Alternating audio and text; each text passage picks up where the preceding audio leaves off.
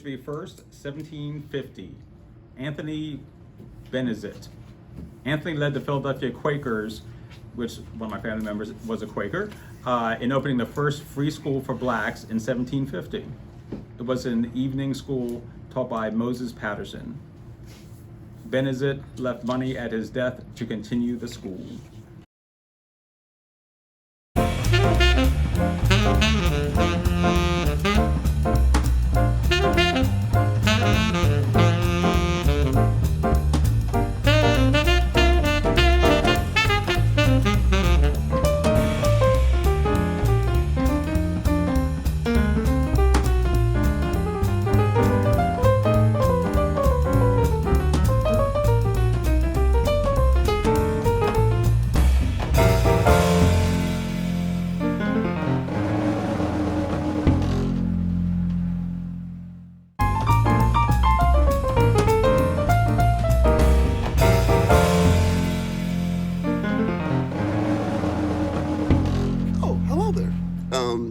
If it's a topic of concern, it'll be discussed between two perms.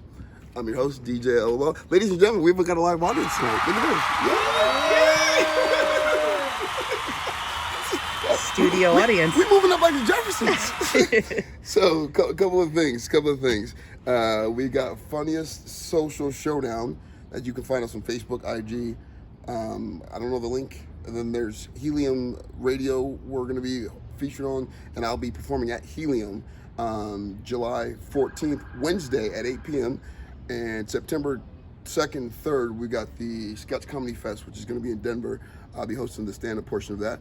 And we're at the craft beer store doing karaoke, and we're doing open mic. So, let's talk about the week that was. Come here, camera 2. I want to talk to you guys about something.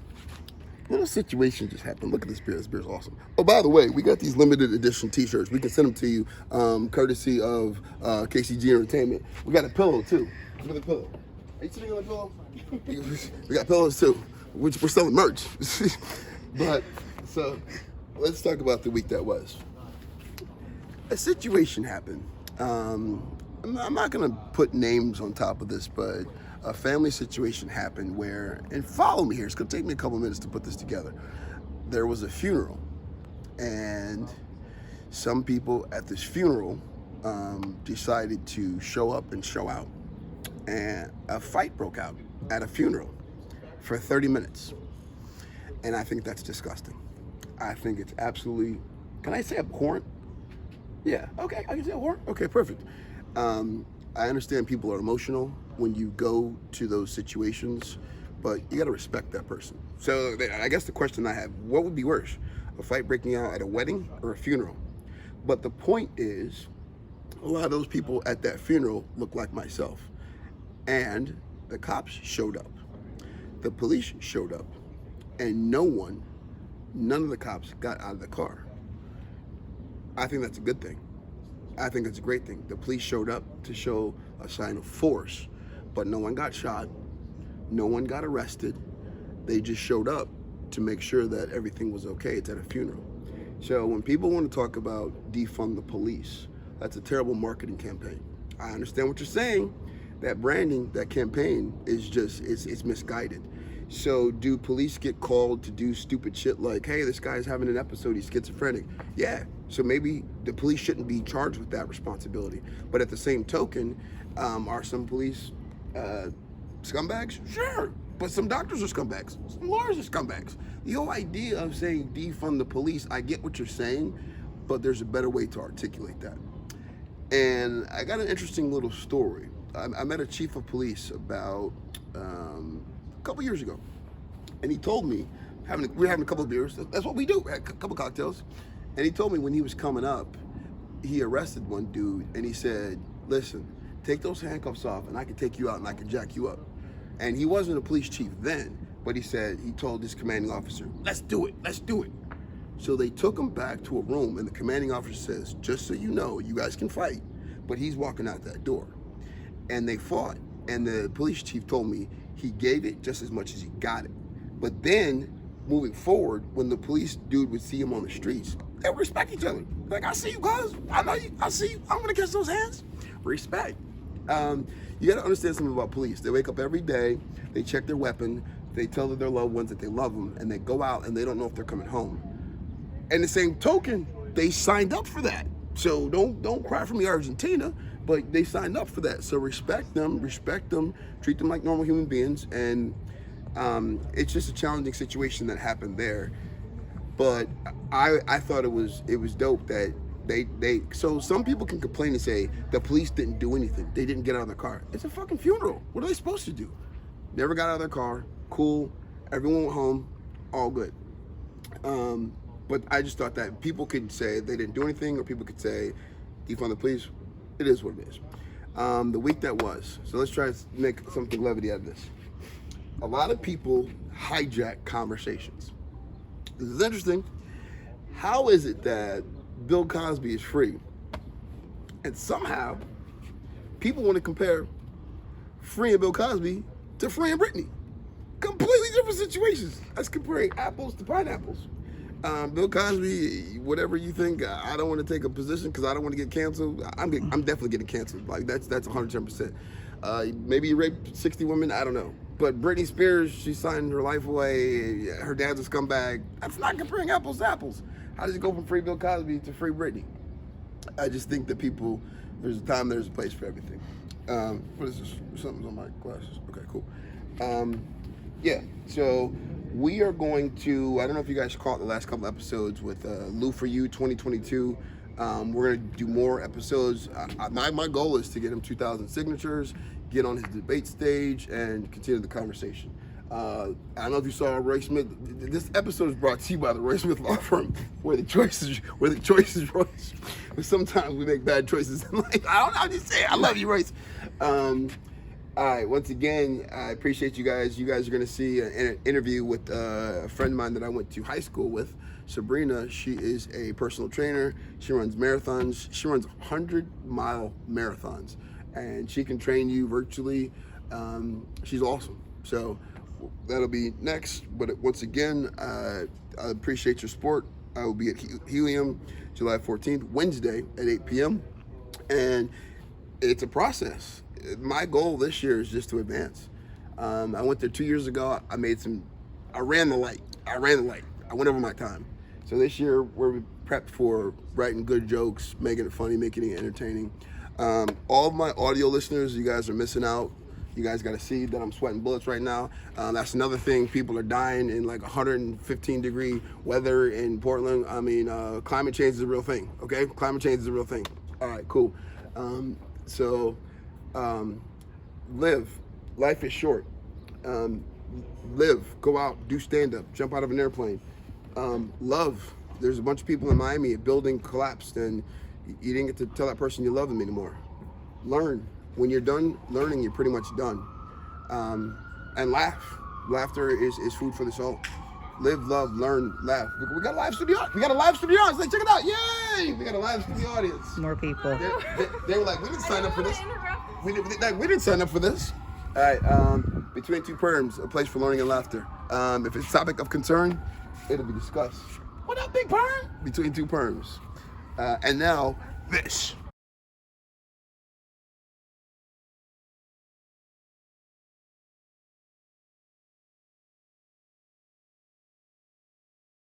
Ladies and gentlemen, welcome to another episode of Between Two Perms. I'm your host, TJ Laval.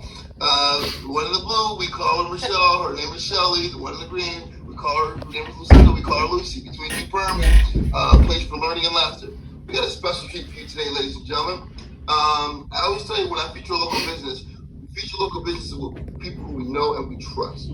So Sabrina, please introduce yourself. Please tell everybody who you are, where you're located, and what it is that you do. Okay, all right, hello. So I'm Sabrina. I'm out here outside Seattle, Washington, but I am originally from, the Chicagoland area, so I've just been retransplanted a few times. And I guess the umbrella term is a coach, which is a broad term. I'm a coach. So what is that? So I do fitness, mindset, and nutrition. And when people ask for my certification, I'm like, geez, I don't know. That's a hard one to pin down because, it's almost like life coaching, lifestyle, go into deep, dark places to reset and build a holistic lifestyle, not just fix them with broccoli and squats. And I'm a race director, so I put on big running events. Okay, let me ask you a question. Okay. Would you? we'll get more into the nitty gritties of what it is that you do. Okay. Would you consider yourself an influencer? I don't usually. It's really hard to put terms with myself because then I feel like then I'm in this box and I try and be this thing and I'm just me, and I'm really good at pivoting and adapting. How about that? I just asked that question to be silly because I think it's foolish that people get on these platforms, they become an influencer. Like, what is it? What is it that you've done to get somewhere that you can influence other people? Now, you, I know, put in work, so I was being a little bit facetious. But Sabrina, before we move forward, tell everybody the nature of our relationship. Oh my gosh, this is like going way back and dating ourselves here. You know, we went to high school together. Well, so we weren't dating, but we might have went to Turnabout together. I don't know, but we went to high school together. I said we are dating ourselves. Now, I'm being facetious. I'm a comedian. Okay, I'm trying to make some jokes here. Add a little levity to the situation. No humor allowed in life. It's all serious shit. Is that what it is? No humor? I'm just a grown person for that. Okay, so we went to high school together, and I find something fascinating. You remember in graduation, someone gave a very good speech, and I forget who it was, but the overall message of the speech was keep in touch. You remember that? No, I just remember passing confetti around. Well, somebody put something, I forget, it was like the valedictorian was talking about keep in touch, and I want to know how that works out for everybody. But Facebook has been a great thing because we've been able to keep in touch. Yeah. And so, when you get, so then I see you on Facebook doing all these things, talking about running 100 miles, 100-mile marathons and things, and I'm like, this woman's a superwoman. Were you, in high school, did you run track? Did you run cross country? Like, how did you get into this space? Oh my gosh. In high school, I mean, I had like my hot and cold times. I did track a little bit. I think I didn't play volleyball. I played basketball, softball, and I was on the dance team. I always was envious of the cross-country runners, and I wasn't very healthy, but I was a straight-A student. I was one of those. Like, well, when you say healthy, I guess that really can't be subjective. Well, I'm thinking about mind, body, and soul, and having a level of intelligence of getting straight A's could be in that space a little bit. Maybe I'm reaching. So how did you transition from that, go to college, and to get to where you are now? oh my gosh. In college, I was actually pre-med. I thought I was going to be a surgeon, and I was an honors student. Yep, and I played every intramural sport. I got mono my senior year of high school, so I didn't play in college like I thought I would because I was really sick. So it kind of set me up for just having fun in college. I went and rollerbladed and biked and did crazy stuff. And other college extracurricular activities, but I played co-ed probably every intramural sport. Had kids and kind of went wayward a little bit, and when I finally settled out here, I really hit it hard at about 30. I was kickboxing and doing boot camp. That was like a couple years ago, right? Yeah, a couple years ago. Just like, yeah. Absolutely. And then I started running. I discovered running and how liberating and freeing it was. And it was literally like taking myself back. And it was very meditating, empowering, and just a whole new community of amazing people. Running doesn't care about age, gender, sexual orientation, like fast, slow. Doesn't matter. That's the beautiful thing. That is the thing. So you found this community of runners, but I feel like you've taken it to another level. So at what point in time did you first get were you always running marathons? Were you running marathons in college? At some point in time you started running marathon. I'll tell you my little story. I ran a 5K, and by the end of it, little old ladies, like you said, running doesn't discriminate. The little ladies were running past me. I couldn't make it to the finish line. I didn't finish, but I couldn't. Those little old ladies passed me. I'll never forget that. Yeah, it's a discipline. I think people started asking me to coach them because they saw the success I was having and I wasn't getting injured like most runners. And I definitely approach kind of like everything I do, it's a hybrid of everything. That way you're getting just enough of everything to make sure you're a whole person, not just slamming it and killing it in one area.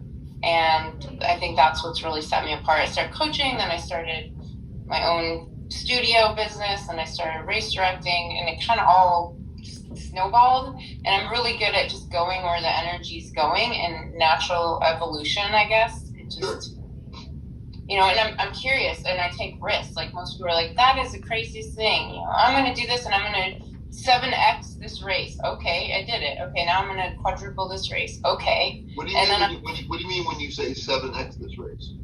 There was 2 races I took over that they were okay, but their profit margin, I got like 7 times higher in one of them, and then in a very short period of time.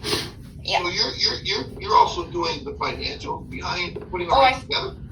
Oh yeah, I scale. I'm like the CEO of everything. I like oversee it, and I'm like, okay, here's the numbers. Here's how we tweak this. Here's how we grow this. Here's how we get these costs down with revenue up without losing quality, and then orchestrate this beautiful event so that runners feel like they're getting top-notch experience. You only can get so much of a story by watching someone on social media. I had no idea that you were. I would follow you and you'd be like, hey, I'm running 100 miles. I'm like, who does that? And then I didn't know you were actually facilitating running CEO of the race. I didn't know that. Yeah, I work for 2 different nonprofits, and then I have my own. So there's about 12 races I direct a year. And then I have a pace team. We travel around to usually 35 events a year. Well, I know. In how many different states? Oh gosh, all over. All over. Okay. We're gonna make sure that we put all your social media, all your information on there, so everyone knows how they can get in contact with you and what you do. But so you have that part of the business, but then you have, I guess, the coaching part of the business, part of your business. That's a separate entity. What is that? What's that business called? Well, okay, so my umbrella company is called Super Productions. Okay. And I thought of that running a mountain 50 miler one day, and I came down and told my friend, I'm going to start this business. It's called Super Productions. Okay. I even had a dream of my logo, and I just drew it. And he was like, okay. And I said, yes, this is how it's going to go. And like, of course, it doesn't go exactly as planned, but I started to execute these things and gather the right people. So yeah, I have the race directing business. I have my studio business, which now has kind of changed because now I'm online. And then I have the peace team. So there's 3 different parts. And I recall you told me this, but I'm a procrastinator, that you said you can train someone anywhere. It can be done virtually, because that's just how awesome that your community and everything was. Clients, and oh my gosh, I did virtual events everywhere too for the running thing. We had relays. People were in Costa Rica, Canada, Alaska, Hawaii. Big teams running in the middle of a pandemic together, doing crazy stuff on Facebook. And then now I have clients in Canada, Florida, North Carolina, Michigan, like everywhere. And they Zoom in, or I have some in person. I record. So it's like I'm teaching 3 different things. Sure. And on this awesome platform, I do mindset. We do intense calls and uncover things. And that's how they're really getting the results. And it's working so much better. What do you mean when you say an intense call? So I have my program, right? I have the fitness stuff, and I name them after clients, so it's fun. Like I call it like the Ryan death sentence or something. So, right? So they all know that they're doing it, and it works for clients who are 100 pounds overweight and people who are really fit. And I give them different levels they can work through. And we have a nutrition plan, but the coaching calls are where people get the true transformation. We go through, guilt and shame, narcissists, energy vampires. We map out their life, goal setting, always looking forward, always looking back. I bring a mindset coach on too. I do it as well, but we teach them meditation, clearing of energy, and they start to just go, what the heck just happened in my whole life? Because you're starting to uncover the bullshit and get down into the nitty gritties and create their life system that will work for them and be sustainable. And they almost like walk around like, I feel light, I feel like amazing, what is this? And then they even forget to report the weight loss because they're like, I'm having more impactful conversations with my spouse. I'm gaining clarity with my job and asking for that raise and getting it. I am holding boundaries with my kids and they're stepping up to the plate and actually being part of the household. That's what's cool. No, but so I'm going to compartmentalize this and ask the question this way, because I was going to ask you one question. We'll get to your big success story in a minute, but first question I was going to ask you is that a lot of people will come and they struggle with weight, and then there's you watch like a minister or a pastor say something. They have different metabolism, they have different body weight. That person is a size 16, that person is a size 3. That person cannot eat for 3 years, and they will never get to a size 3 because that's just not how their body is made up. But what you're saying, I want to ask that question. What do you say to that? And then what I thought you just said was fascinating. You said they forget about the weight because they're having clarity in their daily lives, with their job, with their kids, with their house, with their bills, and all that other stuff. And that's a whole separate thing, which is fascinating. But let's address the whole deal about if someone says, I want to lose 100 pounds, and that's, I mean, 100 pounds is a lot, but I want to lose they have a certain goal that they want to achieve, and you would take what approach to help them accomplish that? We uncover the stories. I keep it really, really simple. They want this complex system, and I said, no, we eat real food. You don't skip meals. You move your body, and we make sure that they're consistent, because that's always going to win.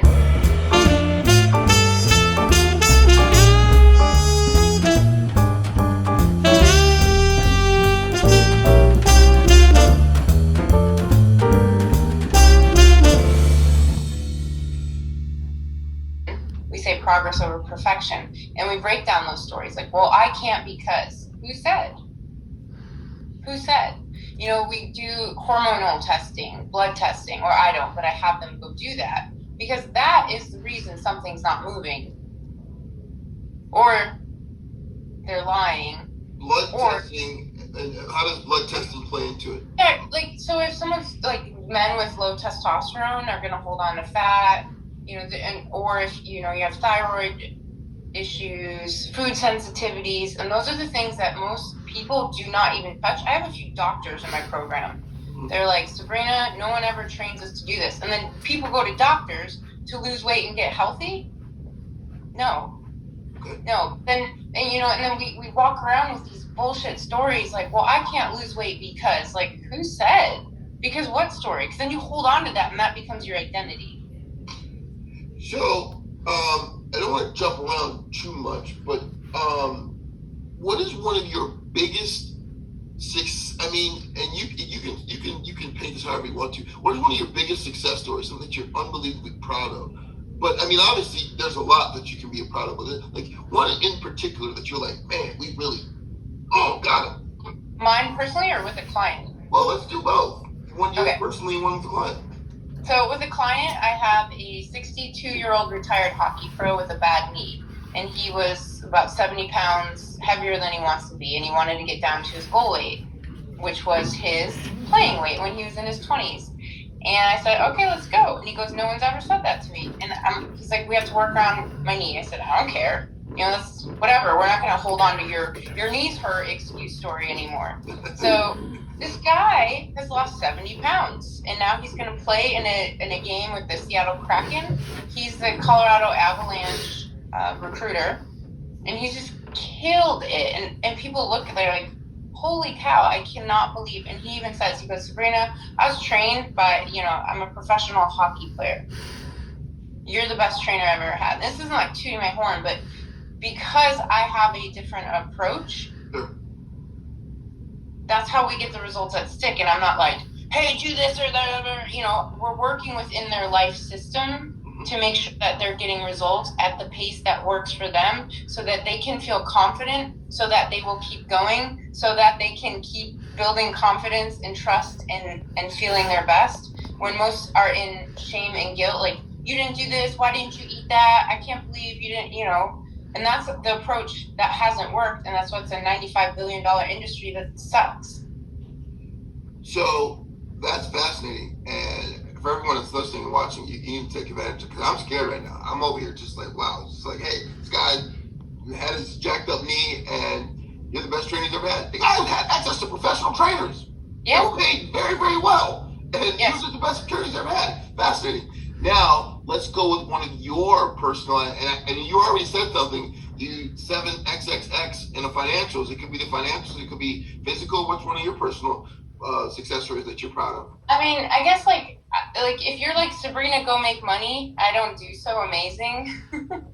I love to just like really build and scale and create and I guess I wouldn't say inspire, create, help other people really understand that they could do it. I have been in very, very, very, very low places. Most people look at me and they're like, "Oh, you're just some blonde and you don't actually know what you're doing." I'm like, "That's bullshit." Like, sorry. North people. But I think the biggest thing was, I went through a divorce and had kids, and I didn't have a plan. I didn't have anything here. I didn't go to medical school. I was really smart. What do I do now? Like, my kids are young. They need me to drive them all over. How do I create my life? And everyone was like, "What are you going to do?" And he basically was like, "You're going to be broke and nothing, and your stupid fitness and running." And here, in a matter of a couple years, like, this isn't my salary, but I scaled it to be a over $500,000 revenue business in just 4 years. Sure, absolutely. And that was going to transition into my next question, because you said you're not trying to go out to get money, but obviously we have to keep the lights on. Well, sure. But I feel like what you offer is something that would be unbelievably expensive. But I'll give you the opportunity to tell everybody, what does it cost, or what could it cost for someone to get their life together if they subscribe to your services? I think that word that you just used is really a difficult word when people say that. Oh, cost. What does this cost? It's an investment. It's an investment. Yes, thank you. Otherwise, you're coming from lack and scarcity, and it's investment. And I don't have anything published like that for my program, because it takes a conversation to discover where you're at and what your problems are and how long it's going to take for you to get there and what you're willing to invest. Sure. That's great, and I like that. But how people, before they get into your services, their mind works a certain way, and they think that, oh, I can go to a personal trainer, I can pay a personal trainer $100 an hour, and I'm going to get what I need to get done. But you are coming from a different vantage point, where it's just like, it's mind, body, and soul. It's not just come in here, do 100 push-ups, and then you're going to be great. It's something completely different.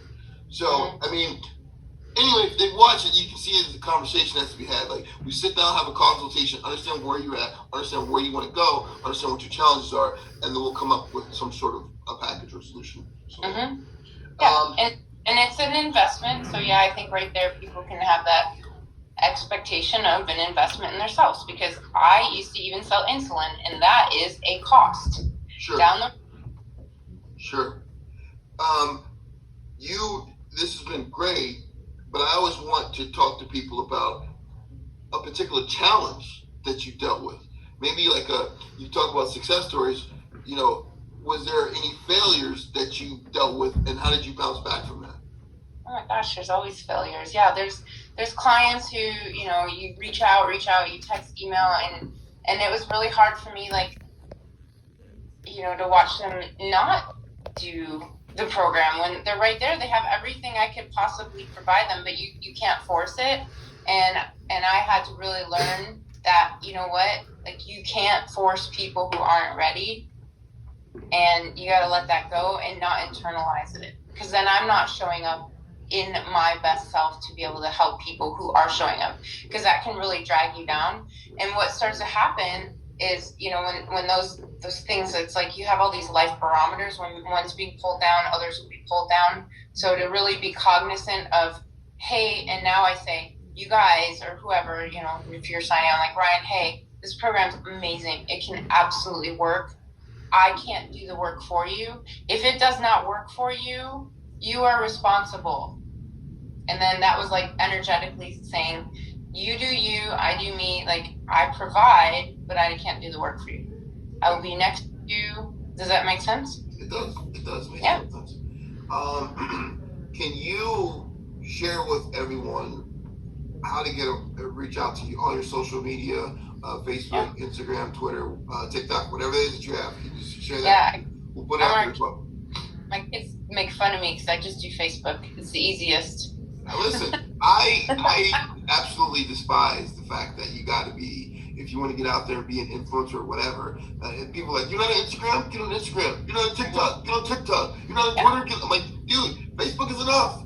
I feel like Facebook covers all the other boundaries, but unfortunately, I'm on all those platforms too. But if you're just on Facebook, share what's your Facebook or a website or whatever it is that you have. It's my personal page. It's nothing fancy. I've done all the fancy. It's more complicated. We're just simple and streamlined. It's having a conversation with a real human being. I'm a Imagine that. Yeah, you can talk to me. Whether you want to or not is a whole nother question. But yeah, you get to talk to me. It's not a robot. It's not someone else I've hired. I mean, I'm in a sweet spot where I want to do that. That's how I want to run my business. Even people at races, I'm the one filling the water jugs, loading the U-Haul, putting your medal on. People are like, you're the race director and owner? I'm like, yes. Gotcha. Be relevant. Be a being. We are humans, so let's connect. That's how you, if you gotta be the captain of your own ship, you need to be able to do everything. And if you're the owner of a restaurant, you need to be the busser, the barback, the server, the food runner, the cook, the chef, everything, just in case something goes down. You gotta be able to do it all. Yeah, you can't run your business with having blind spots, not knowing how everything is. So if I get to the point where I do want someone, hey, this is how this is gonna go, I'm not blindly leading them down a cliff, not knowing how it's done. Sure, absolutely. As we wrap this up, would you share, or what would you think would, so for your business and for what you're doing, what would be some long-term and short-term goals that you'd like to see yourself in your business going in a certain direction, or just keep doing what you're doing? I don't know. Yeah. For me and my business, I mean, I'd love to build the online coaching business and help more people, because that's the true way to heal people. There's a reason I didn't go to medical school. Gotcha. To reach people and help them just rebuild their lives, without medication, without crash diets, without the shame, without the guilt, without all the crap. So that, you make this investment now so that you're not on the insulin, the blood pressure medication, getting cancer and high blood, all those things like that people don't want, so that you can walk around with your spouse, with your grandkids, so that you can enjoy outside, so that you can feel like you have a life full of vitality and you're not looking outside yourself anymore. Gotcha. That's fantastic. Any final thoughts? No, it's fun to catch up. I mean, I guess you could say catch up. I think that was pretty dope. I'm going to close out this particular interview like I do every other interview. Everybody, life is short. So I say live your life to the fullest. Go out, skydive, bungee jump, whatever. Love. People, you can lose someone tomorrow. Tomorrow's promised to no one. So love them as much as you can. Tell them you love them. Hug them every single day. Learn. When you're done learning, you're pretty much done. And as a comedian, laugh. Live, love, learn, laugh. DJ One Take, Sabrina been fantastic. And that is it. Sabrina, you's a boss, bitch. I'm sorry, I'm over here in the bathroom. I'm like bootlegging this video. It's weird. I mean, it's just like, the thing is, it's like Zoom has a situation where I can't figure out. Listen, we're moving up like the Jeffersons, so we're gonna get better than this. But that was a great episode. We'll have to do a follow-up episode because that was amazing, and that story is important. And I do feel like you guys, I mean, strategically, I was dropping the camera, just lighting and everything, dropping the camera intentionally to make it just be weird because I'm a weirdo, whatever. But now I'm looking at myself in the mirror and I got myself in my shirt. But that message was dope. What she was saying was amazing. I feel like I'm coming out of the closet. Everyone's wanting me to come out. I'm not in the closet. I'm just saying, coming out of the closet. But I was sound editing. I do it all. But yeah, so we're gonna get better than this. Thank you. All right.